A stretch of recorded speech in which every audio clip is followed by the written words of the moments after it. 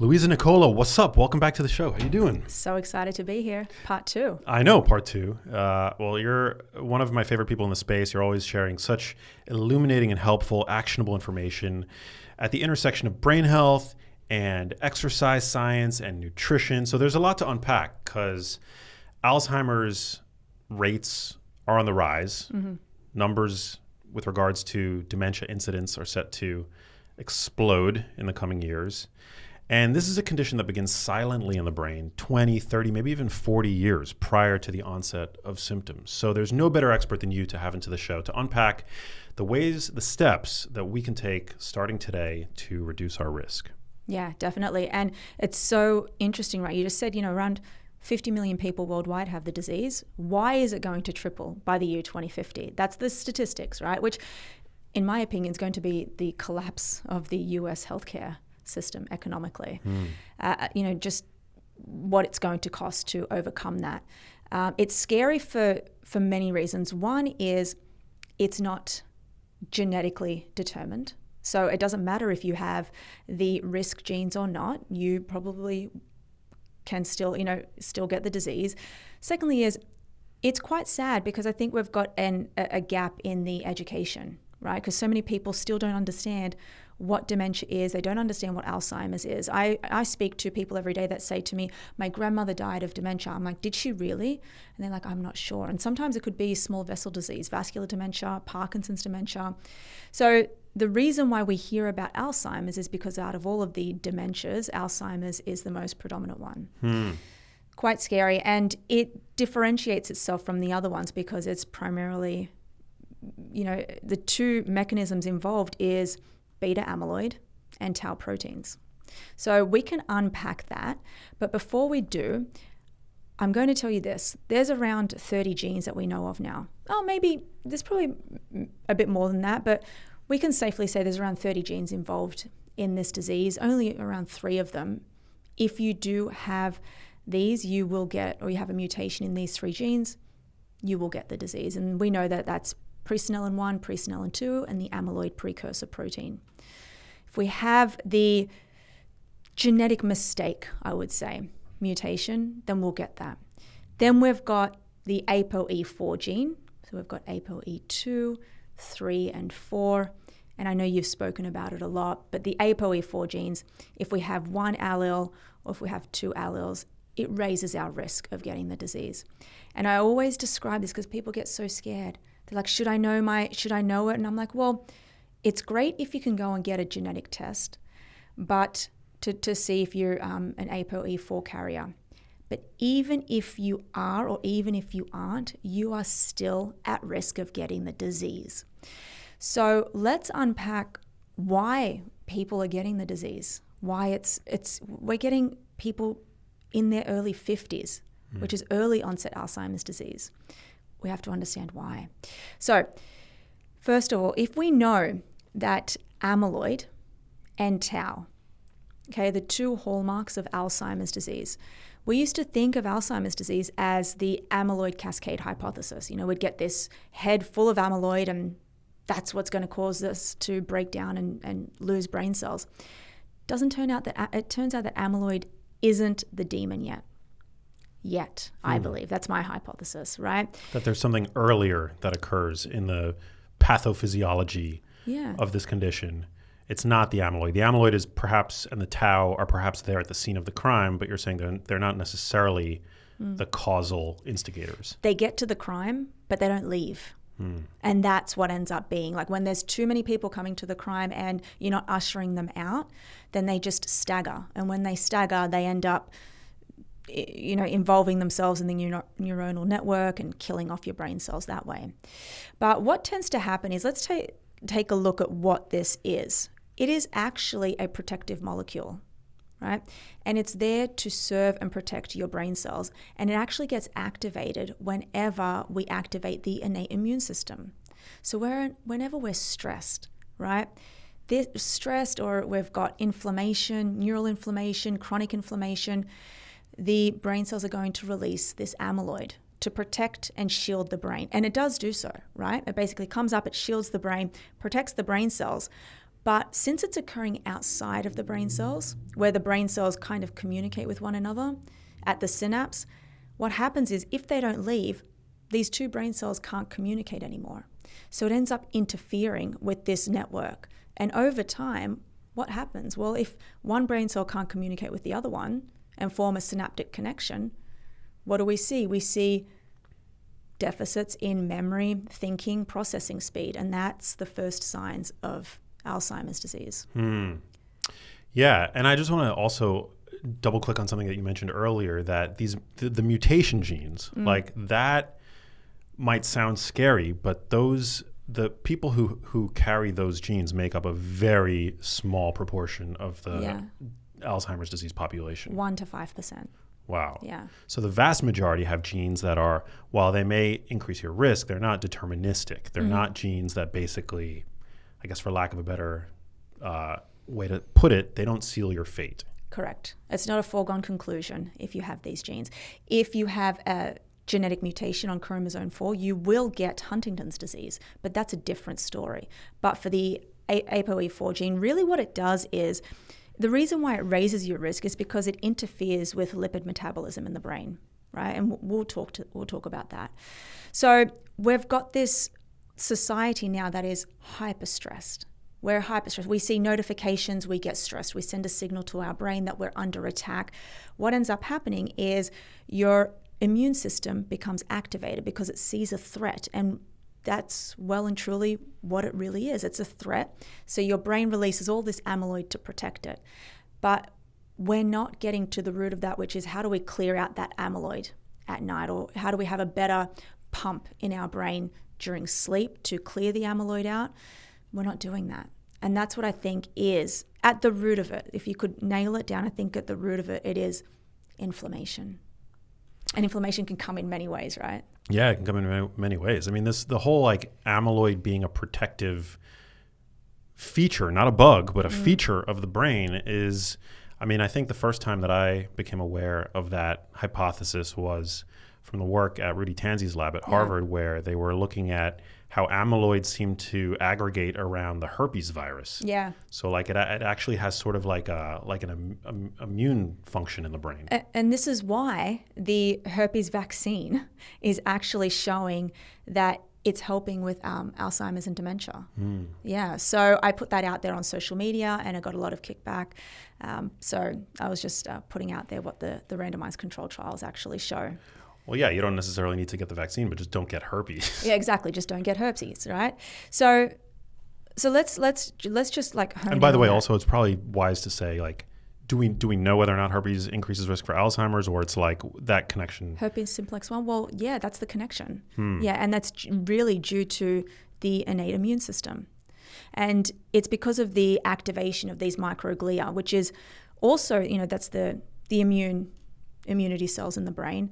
And that's the thing that is actually going to save you from the amyloid, because it's also going to go to work and clear it out during sleep because of the glymphatic system. Wait, the glymphatic system. So the glymphatic system is basically your brain's housekeeping mechanism. So just like our lymphatic system in the body, we've also got the glymphatic system. And this kicks in during stage 3 deep sleep. So when we go into deep sleep, this glymphatic system comes alight, and these little, it's really magical, right? Because I've actually seen it in a PSG. But what happens is these little glial cells, they actually shrink, allowing the brain to wash itself out with the cerebral spinal fluid, and it takes with it all of the debris, including amyloid beta. Right? That's so dope. Yeah, so it clears it out. But remember, you've got amyloid beta, which lives outside of the neuron, and it interferes with the synaptic transmission. But then you've got tau proteins, and the tau protein actually lives and accumulates in the axon of the neuron.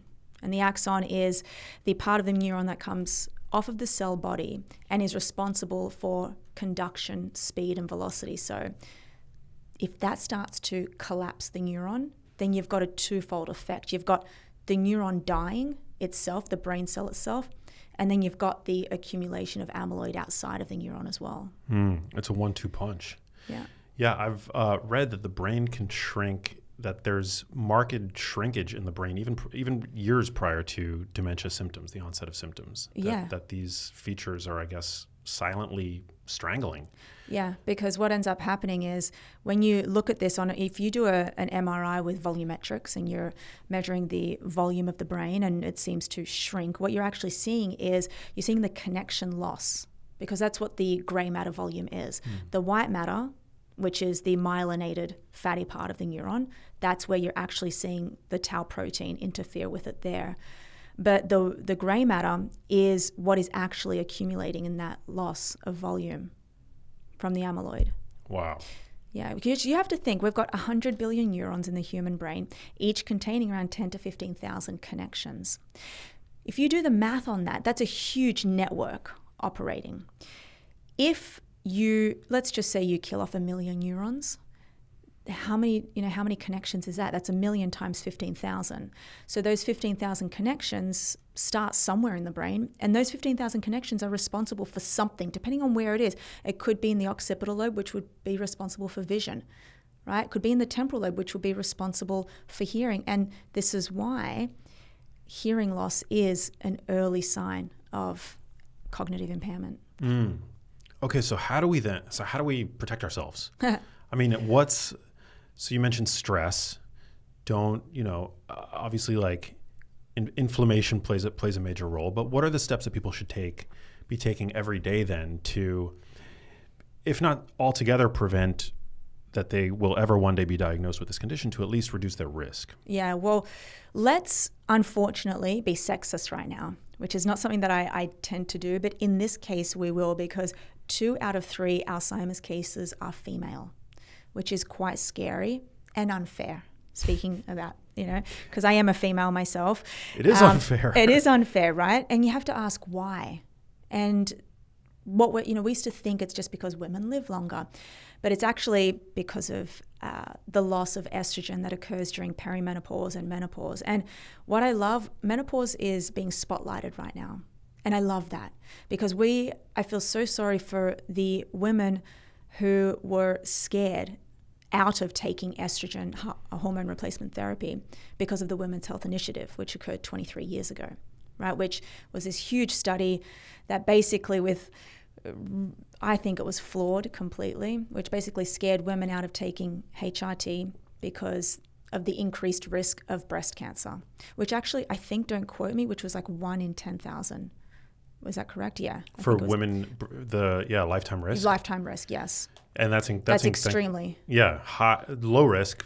I mean, to scare so many women away from this potentially life-changing therapy. Yeah. When incidence was so low. When the incidence was so low. And so we've fixed that up now. I think the world is now coming to terms with, okay, that wasn't true, so what do I have to do? But then we've got, my mother included, who just turned 70 years old, who was part of that. She doesn't even know when she went into menopause, never had the discussion with her physician about, she was never offered hormone replacement therapy, right? So she's part of that. But I think, when I go through it in 20 years, then that's going to be a different story. So why is it that though? But why, what is it? What does estrogen have to do with the brain? Estrogen, being our predominant female hormone, is not just a hormone of libido or reproduction. It is a neuroendocrine hormone, meaning that we have receptors all over our brain. And receptors and hormones are like key unlocks, right? So we've got all these receptors on our brain ready for estrogen. And estrogen serves as many functions in the brain. One thing that it does is it's a protective hormone. It protects the brain cells against these harmful threats, stress. So we are better able to manage stress physically, emotionally, mentally when we have an abundance of estrogen in the brain. It helps with the proliferation of BDNF, which we'll get into. So it helps BDNF fertilize the brain, if you will. So it just does so many different things in the brain. So if we starve the brain of an essential, quote unquote, nutrient or hormone, then of course we're going to see some dysfunction, right? So we've got that to deal with as well.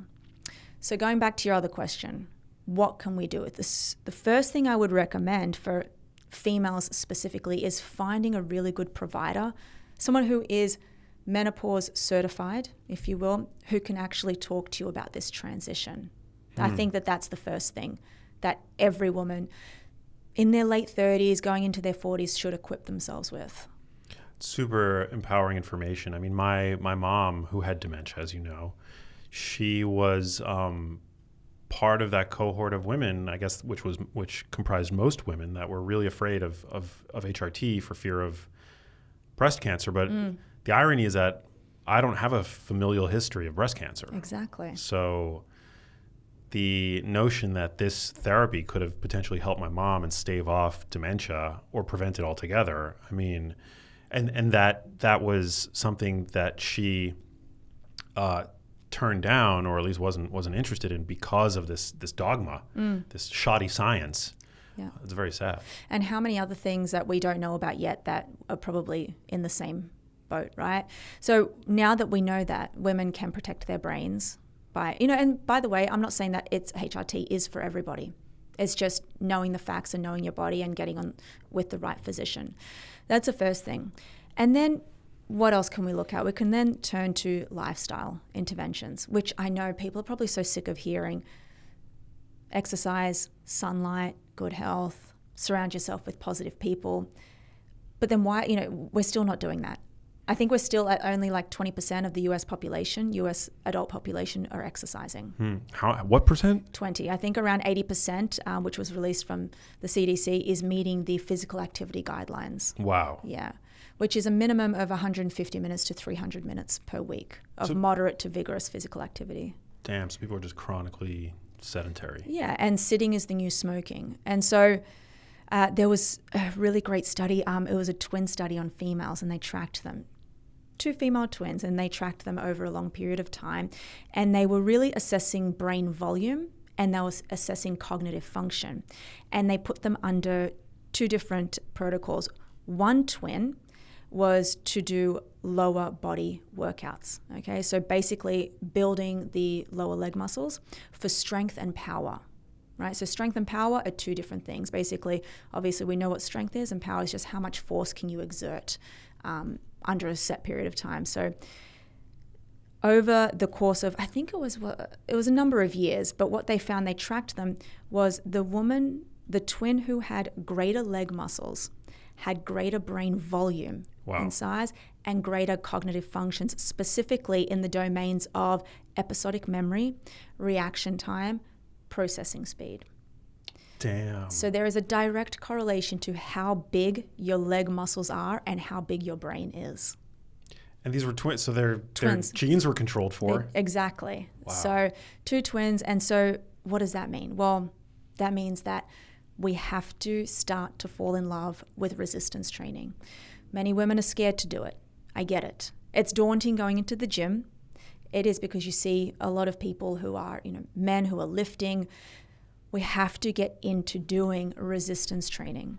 And that's not just for the brain health benefits. That's to potentially mitigate a fall that could occur when you're in your 80s. That is because we know that muscle is a storage sink for glucose. We know that muscle is doing more than just having those benefits. We know that within the muscle itself, they contain myokines.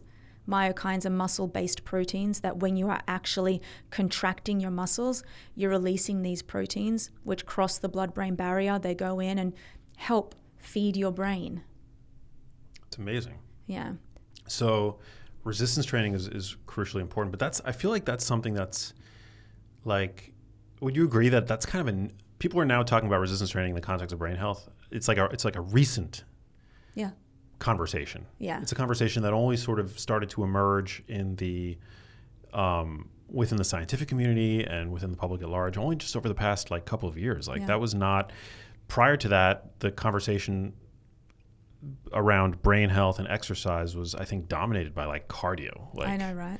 And that's because of we now have more evidence from systematic reviews to show, when we do these types of exercises, why do we see a difference in the fMRI, functional MRIs, and why do we see a difference in the brain lobe structure? And we can see them. And not only that, we can actually see the positive effects of slowing down mild cognitive impairment with people who have been diagnosed, which is it's a pre-dementia state.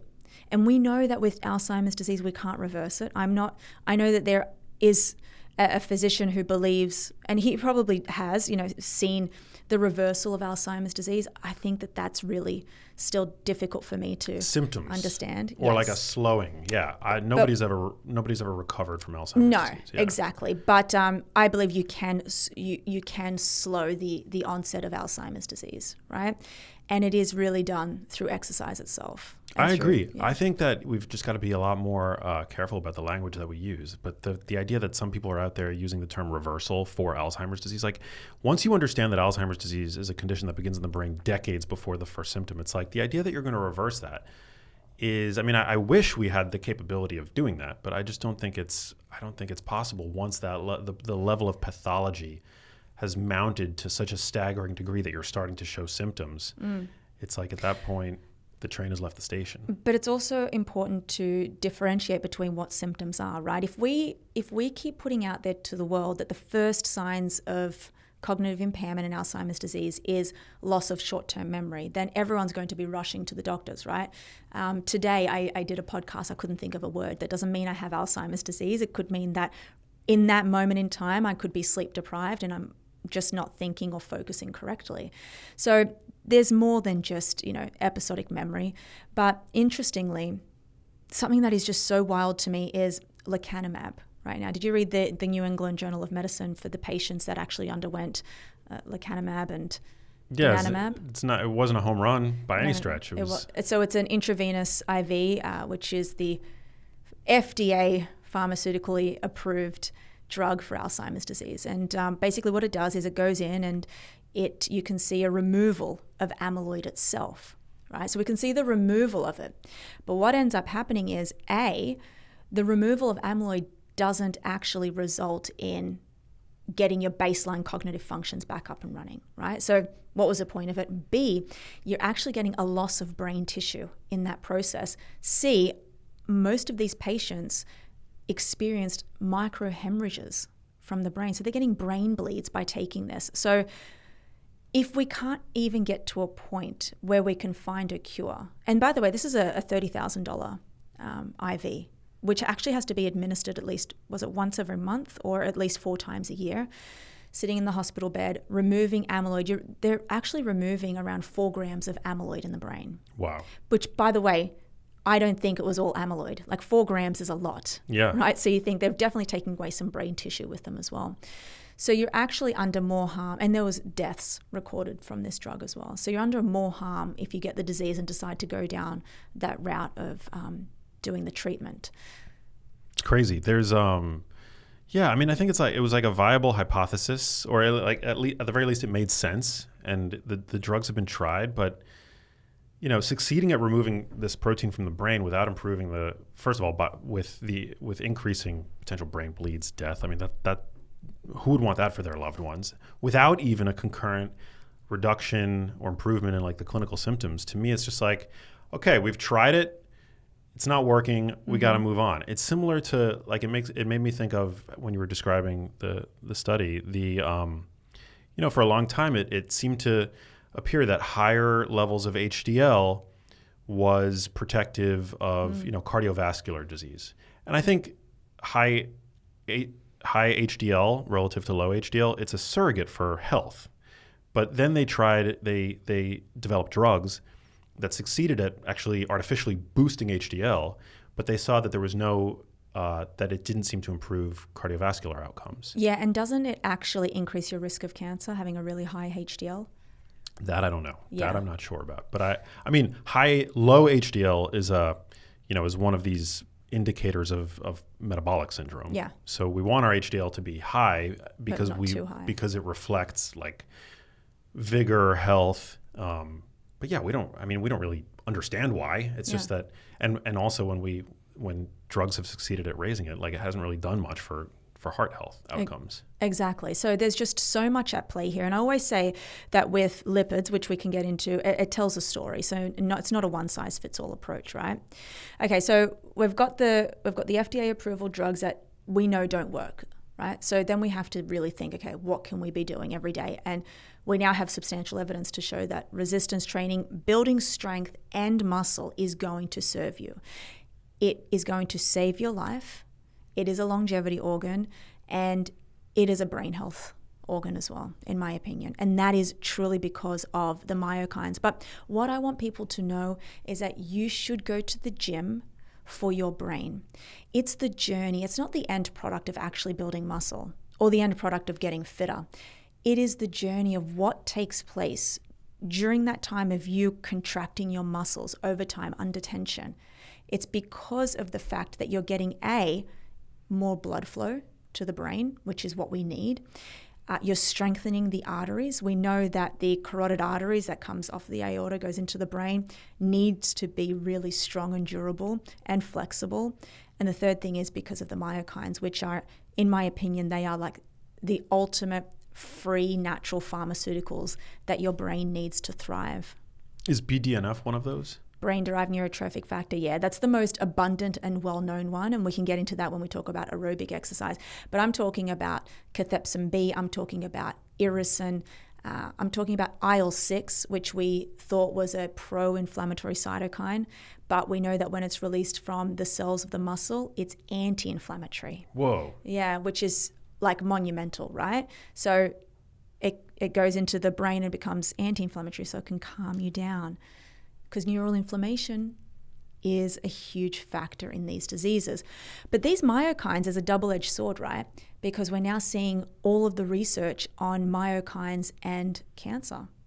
So one of the best studies was printed in Nature, where they showed that these myokines, when released from the cells of the muscle during resistance training, can mitigate prostate tumors. Whoa. Yeah. So you've got receptors all over your body and organs for these myokines. So would you say, is it fair to say that exercise is a form of medicine? That's exactly what I say. That's my motto. Exercise is medicine. Wow. Yeah. I love it. So the myokines that you've named, irisin, IL-6, I forget the others. Cathepsin B. Yeah. Those are stimulated primarily from resistance training? Yes, because when they're in the cells of the muscle, right, myokine, you have to contract your muscle, but you can't do it. You have to do it under force.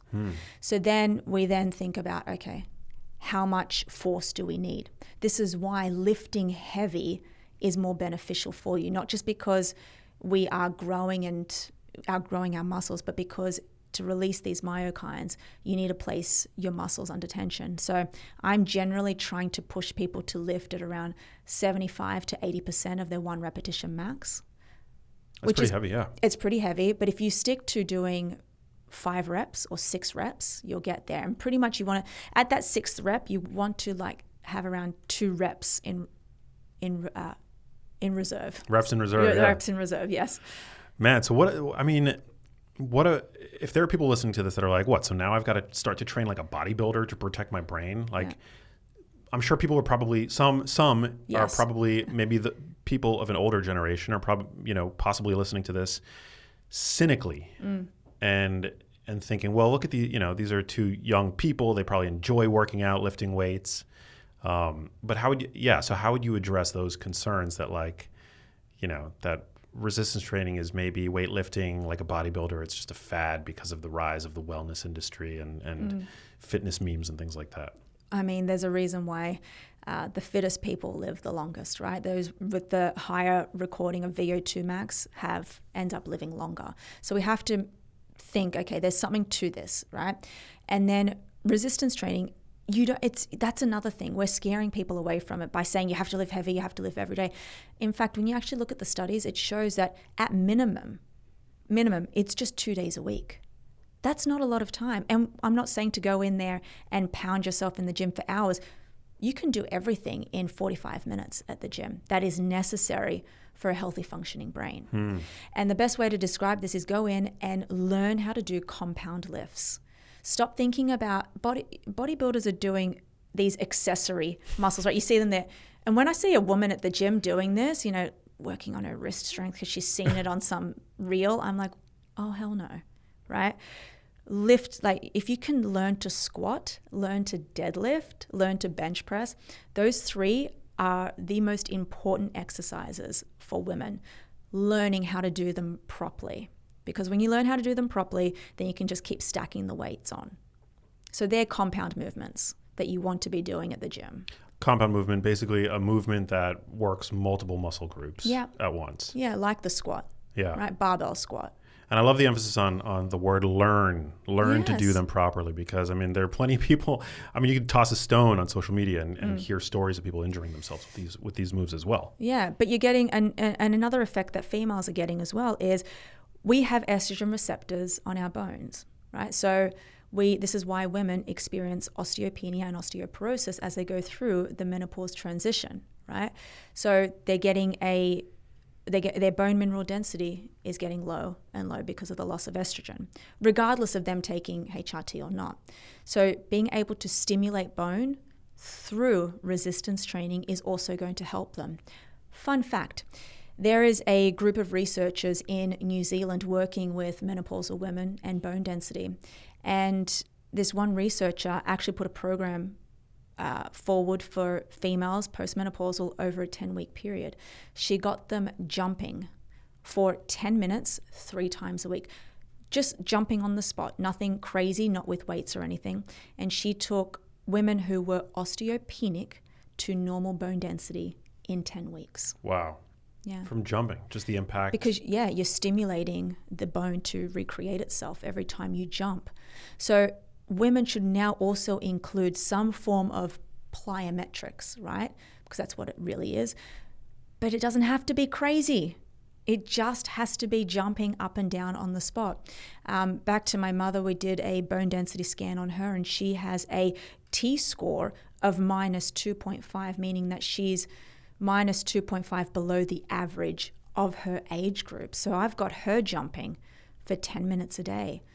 If you want to be really coordinated, use a skipping rope. I learned how to jump rope in 2020. It's not easy. It was not easy, no. I mean, it's like one of these coordinated things. It's like it works your brain, works myriad muscles. Yeah. Not easy. No, not easy. But then we've also got another thing, which let's clear up now. I think there's also something else happening with women where they're spending so much time doing HIIT training. Okay, so we've got certain zones when you look at exercise physiology just to determine heart rate metrics, right? So zone 1 is what you and I are in now, which is sitting. If you go all the way up to zone 5, that's that, I call it the spew stage. Like if you get up there, that's your maximum heart rate, you kind of want to throw up, right? And in between that, you've got zone 2, 3, and 4. So many women are spending their time in zone 3 and 4. And for the life of me, they're wasting their time. What does that look like a jog? That looks like HIIT training at Orange Theory. Got it, Orange Theory, okay. Right? So over a 45-minute to an hour period of time, they're not in zone 2, which is that steady state. They're over here in zone 3 and 4, but they're not in zone 5. And what they're doing is they're just producing more cortisol. Right? So women in the postmenopausal stage or even in the perimenopausal stage already have higher inflammatory markers, right, due to lowering of estrogen, right? So then they're going to go and put themselves under even more stress due to all of that cortisol fluctuating. It's actually not doing anything for them in the long term in terms of making them fitter, making them more cardiometabolically fit. I don't agree with it. So is it because they're doing too much of that intensity? Yeah. So what we know that actually really enhances your fitness and what women need is to be getting in that zone 5. Okay, that one that is actually hard out efforts, which is going to increase your VO2 max. Postmenopausal women have a triple risk. Their risk triples of getting a heart attack during that and getting cardiovascular disease during the menopausal period. So being able to have an effect on your heart and being able to protect it in this zone is much more beneficial than wasting your time in the zone 3 and zone 4. And the good news about, I mean, people might say, oh, well, zone 5, I mean, that sounds even more difficult than an Orange Theory class. But the whole thing is like you're only in that, at that level of intensity, you're only doing work at that level of intensity for like brief bursts, right? Yeah, like 4 minutes on, 3 minutes off, complete rest. You repeat that 4 times and you're done. What about like when I'm doing battle ropes? I love doing battle ropes, but I can only sustain my highest level of intensity when doing battle ropes for like 45 seconds. Exactly. But is that your heart rate or is that just your muscles fatiguing? All of the above. Yeah, exactly. But if you're to do your maximum heart rate on the step machine, which is where I do my VO2 max efforts, you probably could sustain that for a longer period of time. And by the way, when we're talking about the 4 minutes on, that's really, it's taking you about a minute to get your heart rate to that level. So you're probably really getting your heart rate to that maximum for around a minute and a half. Got it. Yeah. So like what would that look like with like battle ropes or like an assault bike? Could it be in total 4 minutes on the machine, but like in terms of the work that you're doing, like hard cycling or hard swinging of the ropes for like a couple seconds with a rest period in between and then doing that a couple of times? Correct. Yeah. And with the rest period, it has to be a complete like cessation. You have to like completely stop and get to a rest period of around 3 to 4 minutes as well. Yeah. And so that seems to be really effective for boosting VO2 max? Yeah. The Norwegian 4x4 is the gold standard in improving VO2 max. There's, well, you know, in those studies of improving VO2 max, you can still improve it with a minute on, a minute off, right? It's just not as large of an improvement. So if you're looking for your biggest bang for your buck, it's doing the Norwegian 4x4. That's really great news because I think a lot of people might wrongly take away from conversations like this that you've got to make fitness your full-time job. Yeah, exactly. And it's certainly not my full-time job, but I do dedicate a lot of time to it.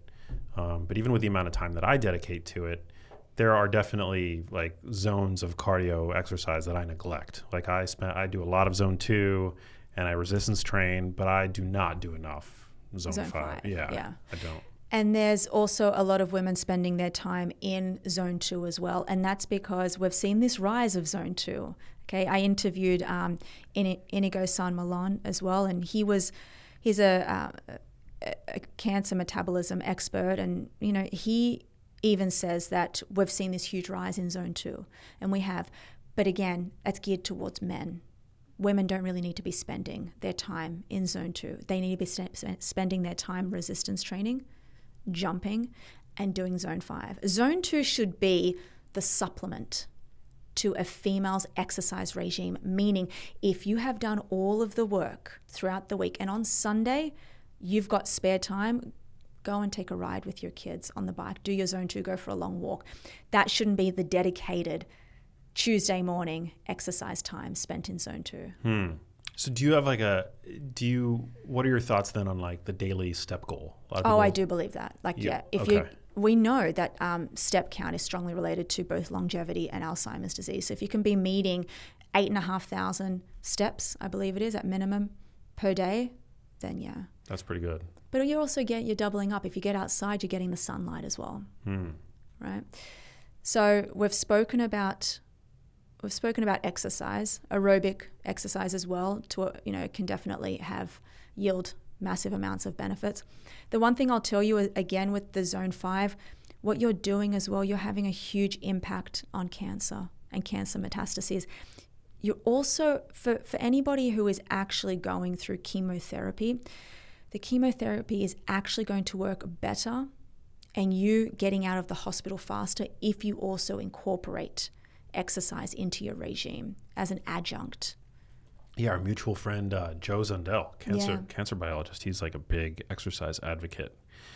All roads seem to lead back to the many benefits, the multifaceted benefits of adopting and sustaining an exercise routine. Yeah, and when you're working out at that high rate, many of us, actually almost everybody's walking around unknowingly. Okay, we don't know if we've got a tumor present somewhere, right? Because you can't pick up on stage 1 cancer or these tiny tumors, at least to my knowledge, through an MRI scan, right? Because then we'd all be diagnosing, right, and getting there faster. So what happens in stage 1 is you've got one tumor there, and these circulating tumor cells circulate through your body because the tumor breaks off and it tries to go and find another way to lodge itself, and that's called metastases. And during that process, you've got pieces of this tumor circulating through your blood. These circulated tumor cells can actually be obliterated through high intensity anaerobic work, because the shunting and the shear force of the blood that goes through your body when you're exerting yourself at that level has the potential to clear out those circulating tumor cells. And we've seen this in trials. This is not my opinion, obviously, but I think that that's really powerful too. Super. Yeah. I mean, cancer is terrifying. I heard it once said that you basically want to train all of your different, I mean, everybody kind of has a sense of what the various intensity levels of exercise look like or feel like. And it's, totally subjective, but like I know when I'm giving my 100%. So I heard it said recently that you want to basically train all of the different intensities. Like it's not enough to just do zone 2 and to focus on walking, being quote unquote active. Like if you're not challenging your cardiovascular system with some of that higher intensity stuff, then you're leaving a lot on the table, I guess. And it's probably going to impact your longevity. Yeah, you want to try and get into every system, of course, because just like your brain, your heart loves variety. I mean, your brain loves variety. This is why it loves to be in different areas, having different challenging conversations and staring at different things. It loves variety, and that's how it grows, that's how it thrives, and that's how it maintains its structure. So that's the same for your heart and cardiovascular system. So important. And when it comes to, so should we talk about nutrition a little bit? Well, of course. I mean, that's your domain, but I have a few things in that aspect that we can talk about. I definitely want to talk about it because I saw this headline recently that actually made me feel kind of optimistic. It's rare that you see a headline, like a viral headline that gives you actually like a warm and fuzzy feeling. But the headline was that we're currently in the midst of Sardine Girl Summer. Yeah, I had no idea. Sardine girls. So apparently sardines are now trending as like a food du jour on social media, which is actually kind of amazing. And the headline conveyed this to some degree, that sardines are actually a really nutritious food that can help ward off Alzheimer's disease, cardiovascular disease, et cetera. Yeah. What do you make of this trend? Oh my God, I love it. I mean, it's so much better than the other things that have been trending, right? Yeah. So I think this is great because it's now bringing awareness towards the fact that fatty fish may be good for your brain. So let's unpack why that is. First of all, your brain is around 2 pounds and it takes up around 20% of the total calories that you ingest every day. It's made up of fats and proteins, right? And if we think about that, that's around 60%, all right, of your total brain is made up of fatty acids. 10 to 15% of those fatty acids is made from omega-3 fatty acids, but specifically DHA, right? So we've got EPA, DHA, and ALA. So your brain, 10 to 15% of that 60% is made of DHA, right? And that comes from fatty fish like salmon, sardines, mackerel. So why does this have an effect on Alzheimer's disease, right? So one thing that DHA does is it actually goes into the cell membrane of the brain cell, and it protects the brain cell in many ways. It has a huge anti-inflammatory effect. The second thing that it does is it helps with cell membrane fluidity, right? What does that mean? It helps with cell membrane fluidity at the site of transmission. So earlier when I said that cells communicate with each other, there's around 15,000 communications per cell, right? When one cell communicates with another, they release chemicals. They're called neurotransmitters. We've got serotonin, dopamine, we've got NMDA receptors that are responsible for different things. We've got GABA, which is responsible for calming you down. So if we have better cell membrane fluidity, we've got better synaptic transmission of these neurotransmitters. And that's a better working memory. That's better, like every cognitive domain is going to benefit from greater neurotransmission. Exactly. And it all comes down to the DHA content in your brain, which is phenomenal. The second one is EPA DHA. So specifically, EPA is probably more better for the heart, right? And DHA more better for the brain. Don't even want to talk about ALA. Because ALA, well, why? Why not? Because it has to convert, and that's the plant version of omega-3 fatty acids. You actually have to go through a conversion process from ALA to get into DHA and EPA into the brain. So ALA is basically like the plant-based omega-3 that serves as a precursor, but its conversion in the body is very limited. Correct, yeah. So and DHA, and so otherwise you have to get your DHA from food. Like DHA is an essential fatty acid, meaning your body doesn't make it. Like you have to, if you want to enrich your brain with DHA, you have to prioritize it in the foods that you're eating. Yeah, and like we said, polyunsaturated fatty acids are the predominant fat in your brain. When the DHA is actually released from the brain cell, it serves as a potent anti-inflammatory as well. I would say that it is miles ahead of an NSAID, an anti-inflammatory. Okay, I think it has even the studies that have been done on life extension from EPA DHA. This is out of Dr. Bill Harris's lab. He's the one who formulated the omega-3 index, which he showed that if you have an omega-3 index of 8% or more, you can add on at least, I think it was a 5-year life extension. So, which funnily enough, right? So in the US, the average omega-3 index is around 4% or less. In Japan, the average omega-3 index is 8% or more. Funnily enough, Japan has a 5-year increased life expectancy over the US. Wow. Yeah. I actually know my omega-3 index. I had it measured recently. Let me see if I can pull it up. Mine's 11.8. 11.8? Yeah. That sounds pretty good. Yeah, it sounds pretty good to me too. Let me see. Omega-3 index. Can I find it? I don't know how I'm going to find it, but I definitely posted it recently. Yeah, it was pretty good. Yeah. It was really good. It was in the positive range. Okay, so you want to make sure you want to test your omega-3 index. You want to test it's such a simple pinprick test. You get set in the test home. And you put a dot of blood on this little piece of paper, you send it back, and then they give you your omega-3 to omega-6 ratio, etc. And then you have a baseline of what to work on. Now, what do the studies say? Randomized control trials. Most of them, in terms of dosages, have seen that if you dose, there was one study which had 176 older adults. They dosed them with just 1 gram of DHA per day, and they saw massive differences in their cognitive functioning in terms of speed, processing, episodic memory.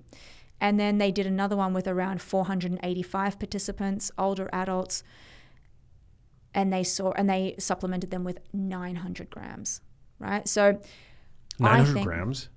900 milligrams, sorry. Yes, 900 milligrams. I was going to say, that's a lot. Yeah, so the general consensus is I believe everyone should be having at minimum 2 grams of DHA and 2 grams of EPA per day. Yeah. And so then how does this, circling back to Sardine Girl Summer, why are sardines then, why does this seem like such a positive trend? Because from the standpoint of a brain health expert. Because they're full of omega-3 fatty acids. I think they're really low in mercury compared to other fish. They're not too expensive. Okay, compared to other fish as well. And they're probably easy to obtain. Yeah. Tinned fish is like a trending thing on social media now. I don't really fully understand I usually why. have skinless ones. No, but you know what it is? I've noticed a huge trend in the packaging of sardines. I noticed this like 2 years ago. Sardines just used to be in a boring package, right? And so did cans of tuna. Now, these packages, because I remember I walked into, I live in New York, and there's this place in the East Village. I walked in there and there's like all these designer labeled sardines. Patagonia actually has their own line of fish now. Interesting. I think I've seen that. Yeah. That's great. And they're even getting more expensive now. Interesting. Yeah. Because of the demand, Because of the demand and because of the packaging. Oh. Yeah. Yeah, sardines are great food. But they're also like, not everybody has warmed up to the palatability of sardines. Yeah. And so the other thing is we have to be cautious of where we're getting our fish from, right? Because you could say, well, Louisa, why can't I just load up on a bunch of salmon? It's like, well, to meet the requirements, which I mentioned is around 2 grams per day of EPA and DHA, you have to eat a lot of fish, and a lot of the fish that we're having is farmed. So it's probably derived of any nutrients, right? I don't know. I mean, it's deprived of any nutrient. Yeah. I mean, it's like, yeah, the fish that are farmed fish, I still think it's better than eating no fish to eat farmed fish, but I get it that a lot of people choose to avoid it because of, I don't know, whether it's microplastics or PCBs. Farm fish are they're fed like basically pet food. Exactly. Like pellets. Yeah. Yeah. So then we have to then talk about sourcing of omega-3 fatty acid supplements, because we know that the supplement industry is highly unregulated. We're seeing tons of omega-3s specifically that are becoming rancid because they're not stored correctly. They're not in glass jars, and we don't know where they're coming from. So you have to make sure that whenever you are checking your supplements or your supplement stack, you want to make sure that you're getting it from a company that uses third-party testing. Actually, one of the best apps has actually just been released, and it's called Supco. I've heard of it. Oh my God, it's phenomenal. So basically what you do is you go on there and they have this score on there. So they've gone and done all of the testing of all of these products, okay, from many different manufacturers and brands, and they've given them all a score, 10, 9.85, all the way down to like a 0. And it's probably the best thing that we have, the best tool available, because it does the work for us and it's completely free. So all you have to do is go on there and you can write in omega-3 fatty acids and it comes up with the scores, and it gives you the products and the brands, etc.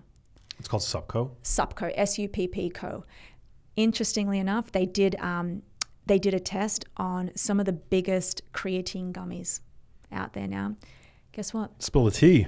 It turns out that there's no creatine in these creatine gummies. All of them, or just like some of them? Or the top 3 ones sold on Amazon. Whoa. Yeah. Yeah, buying supplements on Amazon is sus. Like, you got to be really careful. Yeah, this one guy actually compared, he bought the real Thorn supplement, and then he bought the Thorn supplement from Amazon, and he looked at them, and it was the exact same label and the exact same supplement. They looked exactly the same, but the bottles were completely different.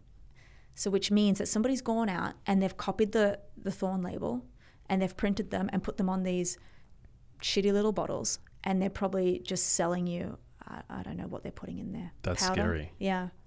When I go to Amazon to buy supplements, I will see if at the top, like if I were, say I was going to buy a Thorn supplement, which everything I've heard about Thorn is that it's a very reputable. Well, on Supco, if you look, most of them are at the 10 or the 9.85. Wow. In terms of quality. Interesting. Yeah. So, I mean, you're always better off, I guess, buying from the manufacturer's website. Oh, yeah. Right. Yeah. Always better to do that. But not just that. You really want to, if you don't go on, Supco, you really want to make sure that every brand has been doing third-party testing, NSF certified. But not just that. You want at least 2 or 3 different governing bodies.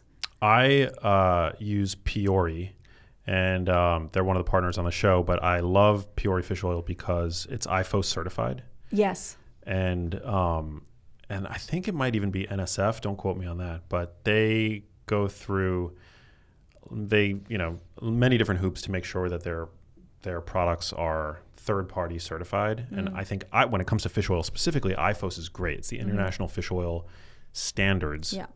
And they test for contaminants, they test for purity, they test for potency, I believe they test the Totox, which is like basically the level of oxidation in the pills, because that's really important, right? Like omega-3s are highly oxidized, highly vulnerable to oxidation. So yeah, that's definitely something you want to be careful exactly. So keeping with that theme, I think that when we are looking at certain quote unquote brain foods that are good for preventing Alzheimer's disease, you're definitely going to be getting a lot of bang for your buck if you stick to the sardine goal. Hell yeah. Idea. I have a possibly controversial hot take. Walnuts seem to get a lot of love on social media for being a brain food. I think primarily because they look in a way like brains, but I think that they are actually a pretty crappy brain food. Isn't the best nut for our body pecans or pecans? Pecans, wherever you are in the world. Tomato. Yeah. I think, oh man, so this is super like nerdy deep cut, but I think that my two choices for the brain healthiest nuts would be pistachios and almonds. Why?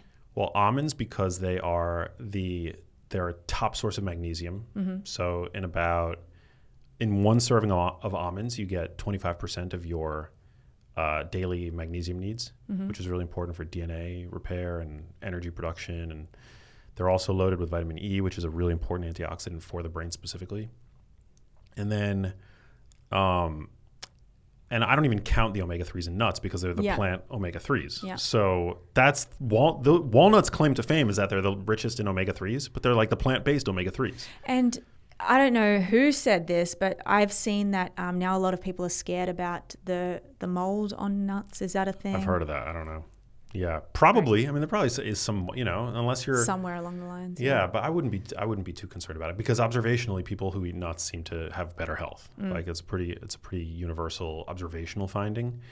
So I wouldn't be too concerned about the mold. But then pistachios. Here's an interesting fact about pistachios. Pistachios are the only nut that contain lutein and zeaxanthin, which are the carotenoids that are also really important for brain health as antioxidants. And pistachios, because they're yellowish and green, they contain those plant pigments, which other nuts do not contain.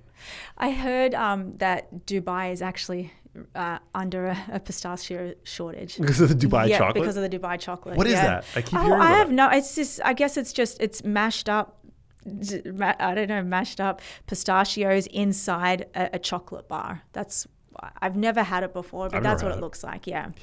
It looks hyper palatable. Yeah, and like something I would not be able to moderate my consumption of.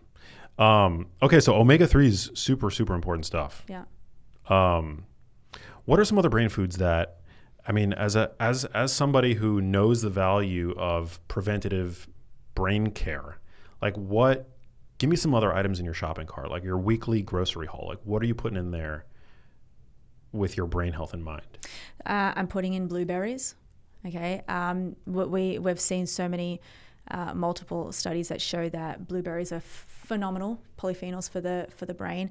I'm going really deep now into olive oil and the politics around olive oil. Okay, so olive oil is phenomenal for overall brain health and body health and longevity, but there is now it's now known that there's no such thing as first pressed or cold pressed olive oil. And I was under the assumption I was buying, extra virgin, cold pressed, first pressed olive oil, and that's not a thing now. So now I'm actually looking at labeling of that. But just to cut a long story short, I'm having a lot of olive oil with my food. I do eat a lot of red meat as well. I think that is, in my opinion, it serves as a great brain food. I will admit, I'm having a lot of fruits and vegetables. I'm an omnivore, and so that's I'm a very whole foods based diet girl. I do have a chocolate problem, but it's a daily little piece of chocolate consumption. Some would say dark chocolate is a brain health food. Exactly. It's like 60%. It's not the 70% one. But other than that, like I don't smoke, I don't drink. I eat really healthy. I never eat processed foods, ultra processed foods. Now, is there anything that you do to keep tabs on your brain health? I mean, beyond just like the subjective experience of being, a high performer, a public communicator, an educator. Like, are you routinely testing your cognitive health in any way? Yeah, so I do a lot of things. Actually, this is a really great time now to talk about something that is available to Americans. Unfortunately, it's not available anywhere else. We now have blood tests to actually determine if you have amyloid in your brain and tau proteins. Wow, via blood. Yeah, via blood, which is actually right now just as effective as getting a PET scan or getting a spinal tap. So what we used to have to do to actually diagnose Alzheimer's disease and see if there was amyloid present in your brain is doing a spinal tap, getting some of the cerebral spinal fluid, which is invasive, right? Cerebral spinal fluid, and then measuring how much amyloid is in the CSF. We can now do with almost exact same predictability. We can do it through a blood test. That's amazing. Yeah, I think it's, is it p-tau217? p-tau217. So we can actually now measure the amount of amyloid, neurofilament light, NFL, and tau just by getting a blood test. That's amazing. I know. Is it something that's being used clinically? Do we know if insurance is currently paying for that? I don't think insurance is paying for it. Correct me if I'm wrong. I think it's around the $600 or $700 mark. But look, we've seen people go in and do it, aged 50, go in and do it, and they've got mild amounts of amyloid and tau, right? So it's interesting to see that at such a young age, but that can also, because that small amount can cascade, you never know, in your 60s. So then you can start to get on the bandwagon of, okay, what can I do to maybe prevent it, eliminate it? So this one specific person, what I know, what she's doing is she's going to go and do one of the plasma exchange sessions. So where you go in and they basically take many liters of blood out. They separate the red blood cells from the plasma. They get rid of the plasma, which contains all of the gunk that builds up. And I know Brian Johnson's done a lot of this, and he shows his bags and they're completely yellow. They get rid of the plasma, they put the red blood cells back. So it's basically you're washing your blood. And in that process, you can actually eliminate the amyloid and the tau. That's fascinating. Yeah, I'm actually thinking of doing it. Not that I have any amyloid or tau, which is funny. So I actually did the test and it 0. So that's great. Clear? So that's one thing I'm doing, yes. Amazing.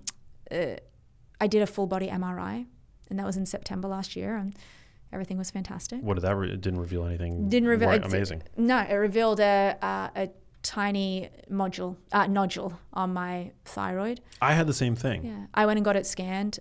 With ultrasound. Yeah, I did an ultrasound. And I had a little thyroid in my lung as well. Little, benign. Damn. Yeah.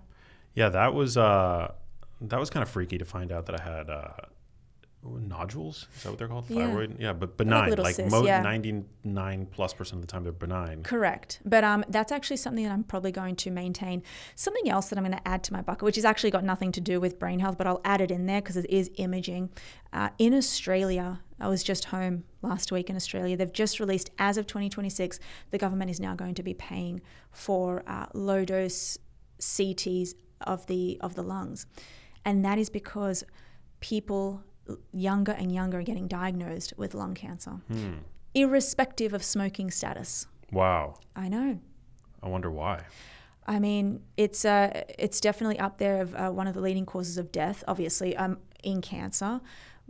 But it's so scary to know that you can be a smoker your whole life and never get it, but you could also be a non-smoker and get it. So it is crazy. I mean, it's humbling when you hear stuff like that, because it's like similar with skin cancer. I mean, you hear people all the time that were sun avoidant being diagnosed with melanoma, or being diagnosed with melanoma in sun naive parts of their bodies. Like I think Bob Marley was famously like he had it under his toenail or like at the bottom of his foot or something like that. Exactly. And so you just never know. I'm doing everything I can. People call me paranoid, and I'm like, I'm not actually paranoid. I'm like, I mean, I do this for a living. It's great to talk about it. I don't consider myself paranoid in any way. I just stay ahead of things. And I actually think it's fun to see, like with the omega-3 index, right? I was at, 2 years ago, I was 10.5. Now, this year I was at 11.6 or whatever I said, 11.8. So it's interesting to see that some of the protocols that I do have an effect. And then other than that, I do a lot of cognitive training of my own, which involves brain-body-based workouts. So I'm doing a lot of that. What does that look like? It looks like getting a tennis ball and an eye patch, which is like $5 from CVS, literally closing out half of my brain and throwing the ball to the wall and doing various different types of skills to help my reaction time and processing speed, my coordination. I'm even doing ones with lights where I throw the ball on the red light and I don't throw the ball on the blue light. So that's helping me a lot as well. Interesting. I heard a couple of years ago that being able to balance on one foot was a sign of longevity. Maybe, something like that. And that's interesting because the cerebellum, which is the mini brain that sits below your brain and it's attached to your brainstem, is involved in posture and balance and control as well. And that's probably, that can deteriorate during Alzheimer's as well too. Damn. So they're the things that I'm doing. No, I love it. It's so thorough. Do you think there's any aspect of these blood tests that could just maybe make matters worse if it stresses you out? I mean, some people, like for example, when I found out that I had these thyroid nodules. I'm glad that you brought that up, because like that's something that kind of freaked me out, even though I know that I'm really healthy. But up until the point at which I got the ultrasound, which was like basically showed that they were just totally benign, I was a little freaked out about it. I was like, why the hell do I have these, like, not, you know? So I'm just wondering if you get a blood test and you discover that you do happen to have some plaque in your brain. What do you do about it? But what do you do about it? Like, is that going to Exactly. stress you out and cause like a vicious spiral? But that depends on who you are, right? Because getting an MRI it's not pretty and it's kind of scary, right? So you have to go through that. So that's one part of stress. But then you have to be okay with what you're going to find. That I was scared of. I'm like, oh, what could I find, right? And then what if you do find something, but it turns out to be nothing, and you go and chase all these doctors? So you have to be able to be okay with what's to come. And I say this as well about people who want to get tested genetically for the ApoE4 gene. There's genetic counseling available for people who are afraid of it. We've got, there was a woman who was so petrified of doing her checking for Huntington's disease because her mother had it. And she didn't want to go and get tested because she has 2 kids. And she said, I know that if I get tested and it comes back positive, I'm going to lose time with my kids knowing that I have Huntington's disease, right? So you just have to know who you are. And other than that, I think nothing is really going to change. Even if you have the ApoE4 gene, right? If you have something, that means you have to aggressively manage lipids, right? You have to really go hard on, in my opinion, I don't know if you're different to this, but having an LDL less than 75 would probably be sufficient if you have the ApoE4 gene. That's what we've seen in studies.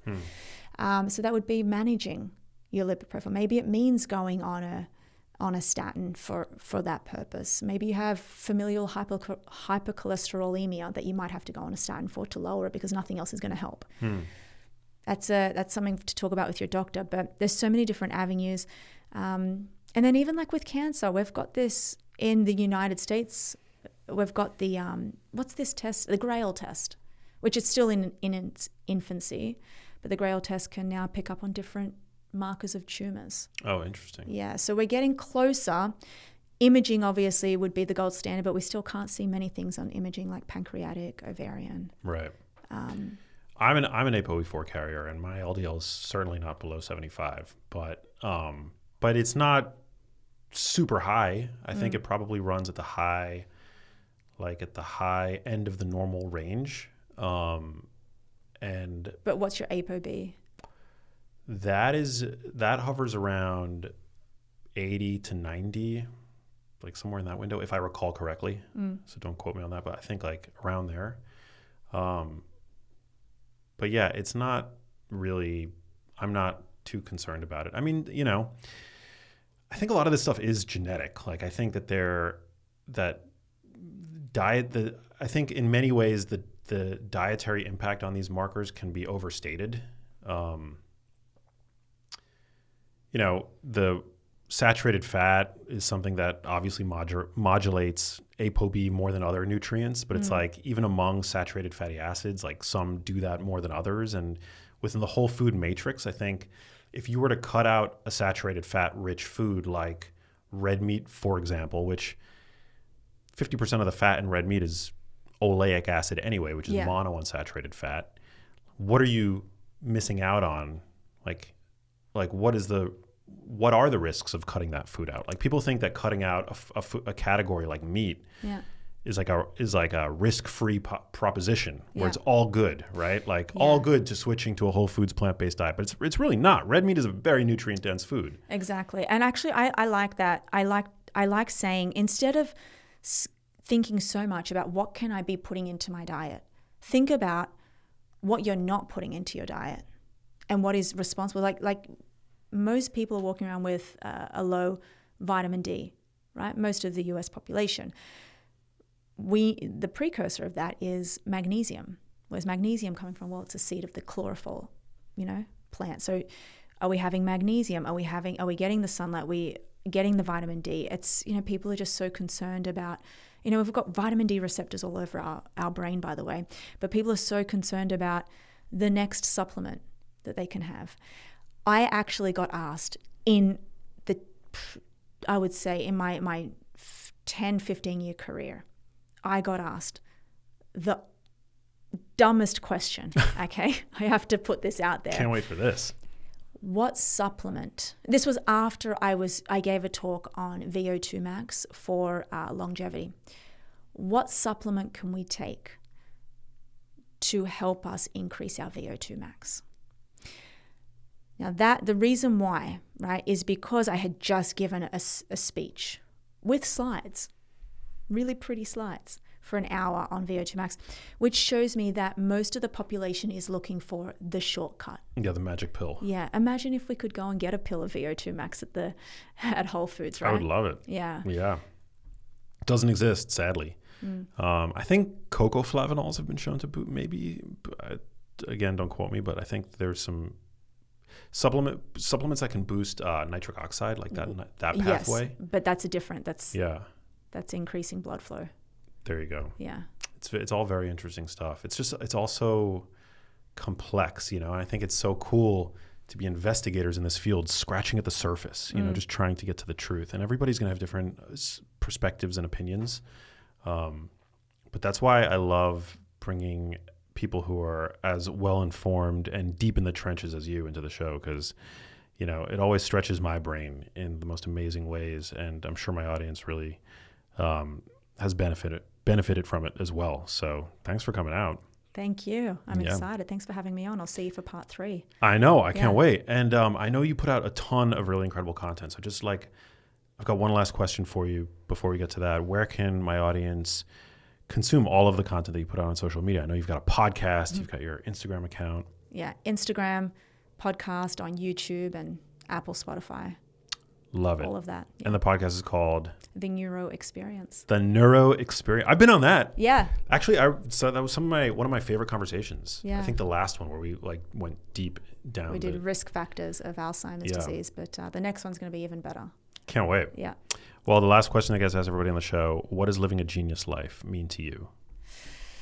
It is sticking with your purpose, whatever that is, because sticking with your purpose involves getting up and putting effort into your life every day. So if you can be a genius at doing that, then I'm thinking you're going to live the best life. Hell yeah. Yeah. Amen. Thanks for coming out. Thank you. Thank you guys for listening. Share this episode with people in your life that will benefit from it, and I will catch you on the next episode. Peace. Hey, if you liked that video, you need to check out this one here, and I'll see you there.